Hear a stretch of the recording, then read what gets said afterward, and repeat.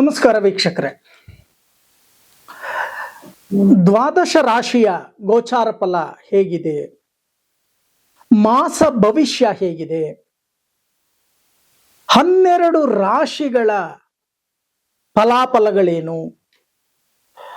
ಬಹಳಷ್ಟು ಜನ ನನ್ನ ರಾಶಿಗೇನಿರುತ್ತೋ, ಮೇಷಕ್ಕೇನಿರುತ್ತೋ, ವೃಷಭಕ್ಕೇನಿರುತ್ತೋ, ಮಿಥುನಕ್ಕೇನಿರುತ್ತೋ, ಕಟಕಕ್ಕೇನಿರುತ್ತೋ, ಸಿಂಹಕ್ಕೇನಿರುತ್ತೋ, ಕನ್ಯಾಕ್ಕೇನಿರುತ್ತೋ, ತುಲಾ, ವೃಶ್ಚಿಕ, ಧನಸ್ಸು, ಮಕರ, ಕುಂಭ, ಮೀನ, ಈ 12 ರಾಶಿಯವರದು ಕೂಡ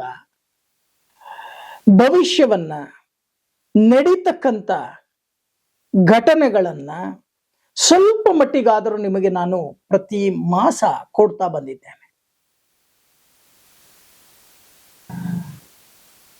ಭಗವಂತನನ್ನ ಪ್ರಾರ್ಥನೆಯನ್ನ ಮಾಡ್ತಾ ಒಂದೊಂದು ರಾಶಿಯ ಭವಿಷ್ಯವನ್ನ ನಾವು ನೋಡೋಣ. ಅದಕ್ಕಿಂತ ಮುಂಚೆ ನಿಮ್ಮ ಕುಲ ದೇವತೆಯನ್ನ ಪ್ರಾರ್ಥನೆಯನ್ನ ಮಾಡ್ಕೊಳ್ಳಿ. ಜನನಿ ಜನ್ಮ ಸೌಖ್ಯಾನಾಂ ವರ್ಧದಿ ಕುಲ ಸಂಪದ ಪದವಿ ಪೂರ್ವ ಪುಣ್ಯಾನಾಂ ಲಿಖ್ಯತೆ ಜನ್ಮ ಪತ್ರಿಕಾ. ನಿಮ್ಮ ಜಾತಕ ಏನ್ ಹೇಳುತ್ತೆ ನೋಡೋಣ.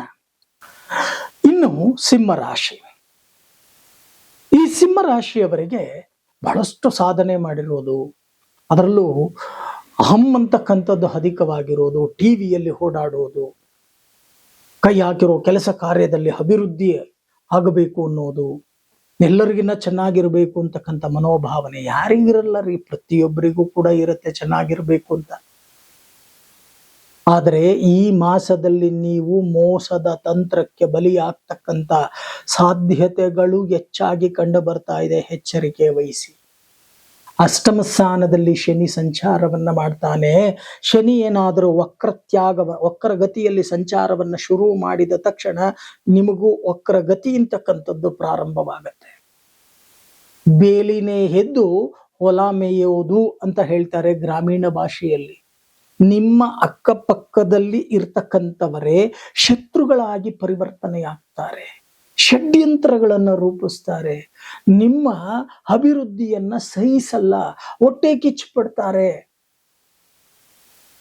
ಹಾಗಾದ್ರೆ ಗುರುಗಳೇ, ಅಷ್ಟೆಲ್ಲ ತೊಂದರೆ ಆಗತ್ತಾ ಸಿಂಹರಾಶಿಯವರಿಗೆ?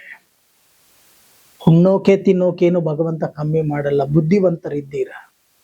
ನಿಮ್ಮ ಶರೀರದಲ್ಲಿ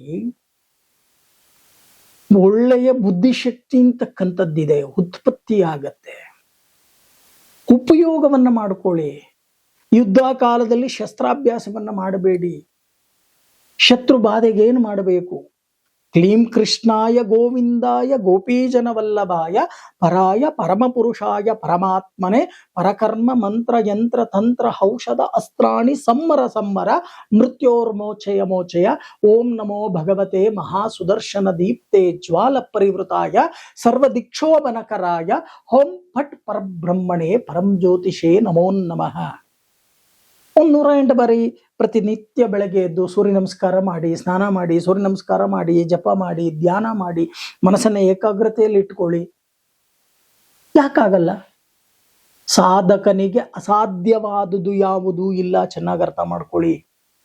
ಸಾಧನೆ ಮಾಡಬೇಕು ಅಂತ ನೀವು ಹೊರಟ್ರೆ ಸಾಧನೆಯನ್ನ ಖಂಡಿತ ಮಾಡಬಹುದು. ಬರ್ತಕ್ಕಂಥ ಕಷ್ಟ ಕಾರ್ಪಣ್ಯಗಳಿಗೆ ಕಡಿವಾಣವನ್ನ ಹಾಕಬಹುದು.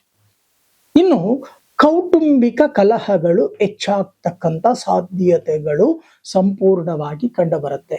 ಅದರಲ್ಲೂ ಲೇವಾದೇವಿ, ಕುಟುಂಬದ ಒಳಗಡೆ ಲೇವಾದೇವಿಯನ್ನ ಯಾರ್ಯಾರು ಮಾಡ್ಕೊಂಡಿದ್ದೀರೋ ಅವರಿಗೆ ಕಲಹಗಳು ಕಟ್ಟಿಟ್ಟ ಬುತ್ತಿ. ಸ್ವಾರ್ಥಕ್ಕೋಸ್ಕರ ಕಲಹಗಳು ನಡೀತಕ್ಕಂಥದ್ದು. ಆದ್ರೆ ಜಗಳ ಮಾಡ್ಕೋಬೇಡಿ. ಕಲಹ ಅಂದ್ರೆ ಜಗಳ ಮಾಡ್ಕೋಬೇಡಿ. ಏನೇ ಇದ್ರು ಕೂತು ಮಾತನಾಡಿ ಬಗೆಹರಿಸ್ಕೊಳ್ತಕ್ಕಂಥ ಕೆಲಸವನ್ನ ಮಾಡಿ. ಒಂದು 10 ರೂಪಾಯಿ ನಿಮ್ಮ ಸಂಬಂಧಿಕರು ತಿಂದ್ರೆ ಏನಾಯ್ತು?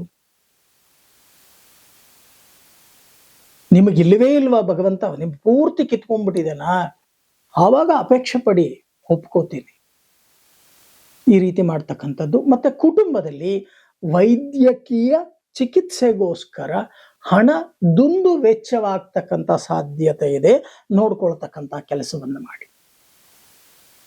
ಇಷ್ಟು ನಿಜವಾಗಿ ನಡೀತಕ್ಕಂಥ ಫೆಬ್ರವರಿಯ ಮಾಸದ ಭವಿಷ್ಯವಾಗತ್ತೆ. ಈ ಮಾಸದಲ್ಲಿ ನೀವು ಮಾಡಬೇಕಾಗಿರತಕ್ಕಂಥ ಒಂದು ಪರಿಹಾರ, ಆದಿತ್ಯ ಹೃದಯ ಪಾರಾಯಣವನ್ನ ಮಾಡಿ ಪ್ರತಿನಿತ್ಯ. ಕಣ್ಣಿಲ್ದೇ ಇರತಕ್ಕಂಥ ಅಂಧ ಮಕ್ಕಳಿಗೆ ಅನ್ನದಾನವನ್ನು ಮಾಡ್ತಕ್ಕಂಥ ಕೆಲಸವನ್ನು ಮಾಡಿ.